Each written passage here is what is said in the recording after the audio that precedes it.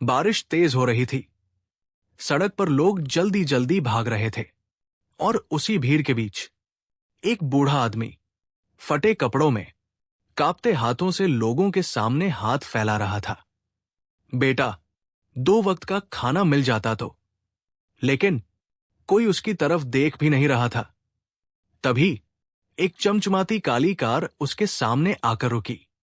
अंदर बैठा आदमी गुस्से से चिल्लाया, हटो यहां से, सड़क गंदी कर रखी है तुम जैसे लोगों ने।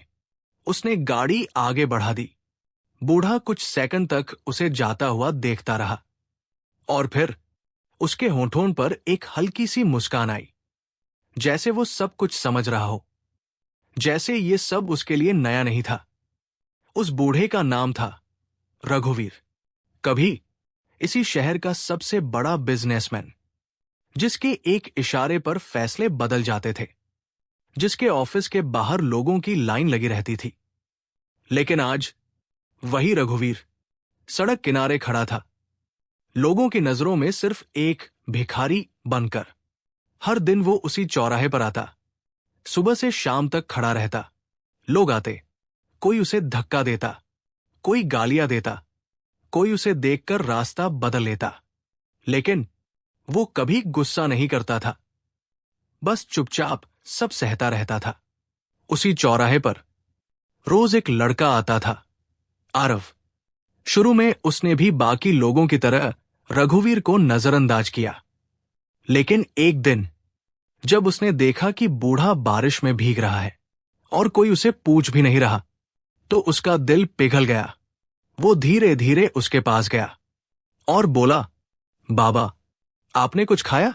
रघुवीर ने उसकी तरफ देखा। उसकी आंखों में पहली बार एक सुकून सा दिखा। नहीं बेटा।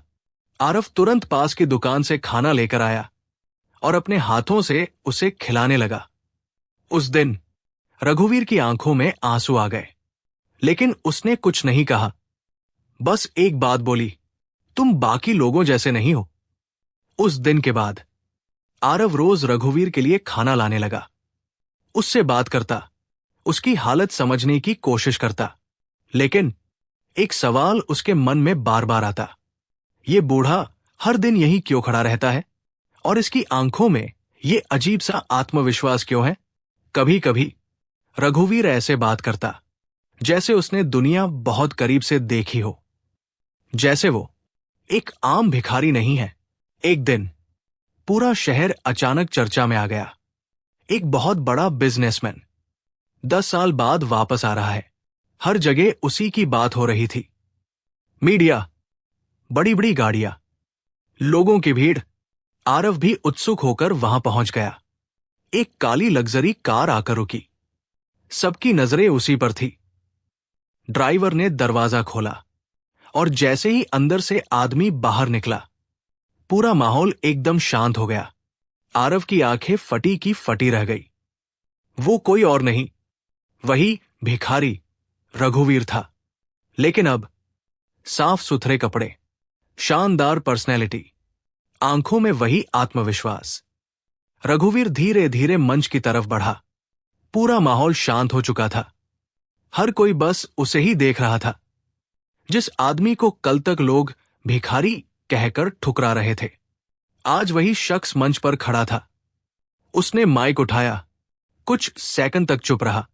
उसकी आंखें भीड़ में कुछ ढूंढ रही थी। फिर उसने गहरी सांस ली और बोला, आप सब मुझे आज एक बड़े बिजनेसमैन के रूप में देख रहे हैं, लेकिन पिछले कुछ महीनों से मैं इसी शहर की सड़कों पर एक भिखारी बनकर जी रहा था।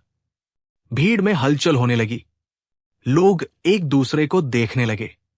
रघुवीर ने आगे कहा, मैं जानना चाहता था कि जब इंसान के पास कुछ नहीं होता, तब क्या उसे इज्जत मिलती है या नहीं। उसकी आवाज अब भारी हो चुकी थी। मैं हर दिन उसी चौराहे पर खड़ा रहा, जहां से आप में से कई लोग गुजरे। कुछ लोगों के चेहरे झुकने लगे। किसी ने मुझे धक्का दिया, किसी ने मुझे गालियां दी और ज्यादातर लोगों ने मुझे इंसान समझना ही छोड़ दिया। अब पूरे मैदान में सन्नाटा था। रघुवीर की आंखों में हल्की नमी आ गई। मुझे भूख से ज्यादा दर्द इस बात का हुआ कि इस शहर में इंसानियत इतनी सस्ती हो गई है। कुछ लोगों की आंखें भरने लगी। फिर उसने थोड़ी देर रुककर कहा, लेकिन पूरी भीड़ एकदम ध्यान से उसकी तरफ देखने लगी। इस शहर में एक इंसान ऐसा भी मिला जिसने मुझे मेरे कपड़ों से नहीं, मेरी हालत से नहीं, बल्कि मेरे दिल से पहचाना। उसने भीड़ में खड़े आरव की तरफ इशारा किया। जब सबने मुझे ठुकराया, तब इस लड़के ने मुझे खाना दिया। जब सबने मुझे नजरअंदाज किया, तब इसने मुझसे बात की। अब आरव की आंखों से आंसू बह रहे थे। रघुवीर की आवाज टूटने लगी। इसने मुझे एहसास दिलाया कि इंसानियत अभी भी जिंदा है। पूरा शहर अब चुप था, लेकिन हर किसी के अंदर कुछ टूट चुका था। रघुवीर ने कांपते हाथों से माइक पकड़ा हुआ था।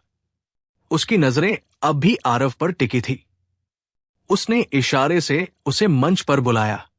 आरव घबराते हुए धीरे धीरे आगे बढ़ा। पूरे शहर की नजरें अब उसी पर थी। वो समझ नहीं पा रहा था कि आखिर हो क्या रहा है। जैसे ही वो मंच पर पहुंचा, रघुवीर ने उसका हाथ थाम लिया और सबके सामने कहा, ये लड़का मेरे लिए सिर्फ एक इंसान नहीं, ये मेरे लिए उस उम्मीद का नाम है जो मुझे इस शहर में कहीं नहीं मिली। आरव की आंखों से आंसू बहने लगे। रघुवीर ने आगे कहा, जब मैं सड़क पर भूखा था, तब इसने मुझे खाना दिया। जब मैं अकेला था, तब इसने मुझे अपना समय दिया। और जब पूरी दुनिया ने मुझे ठुकराया, तब इसने मुझे इंसान समझा। पूरा माहौल भावुक हो चुका था। लोगों की आंखें झुक चुकी थी। रघुवीर ने अपनी जेब से एक फाइल निकाली। उसकी आंखों में गर्व था। फिर उसने माइक उठाया और कहा, आज मैं अपनी संपत्ति नहीं, बल्कि अपनी सबसे बड़ी जिम्मेदारी इस लड़के को देना चाहता हूं। पूरा मैदान ध्यान से सुन रहा था। आज से आरव मेरी कंपनी में काम करेगा और मैं इसे खुद सिखाऊंगा कि असली अमीरी क्या होती है। आरव हैरान था। उसकी आंखों में खुशी और आंसू दोनों थे। रघुवीर ने आगे कहा, पैसा देना आसान है, लेकिन सही इंसान बनाना सबसे मुश्किल काम है। और मुझे पूरा यकीन है कि ये लड़का एक दिन मुझसे भी बड़ा इंसान बनेगा। आरव रोते हुए बोला, बाबा, मैंने तो बस इंसानियत दिखाई थी। रघुवीर मुस्कुराया, और बेटा, आज के समय में वही सबसे बड़ी दौलत है। भीड़ में खड़े लोग अब खुद से नजरें नहीं मिला पा रहे थे। जिन्होंने उसे ठुकराया था, आज वही लोग अपने अंदर झांक रहे थे। उन्हें पहली बार समझ आया, गलती रघुवीर की हालत में नहीं, उनकी सोच में थी। दोस्तों, असली अमीरी पैसे में नहीं, इंसानियत में होती है। और जो इंसान दिल से अमीर होता है, वही जिंदगी में सबसे आगे जाता है। दोस्तों, आज की दुनिया में इंसानियत कम होती जा रही है, लेकिन अगर आप चाहते हैं कि ऐसी कहानियां लोगों तक पहुंचती रहें, तो इस वीडियो को शेयर जरूर करें और चैनल को सब्सक्राइब करें, क्योंकि जिंदगी की सिख पर हम लाते हैं ऐसी कहानियां जो दिल को छू जाएं और सोच बदल दें।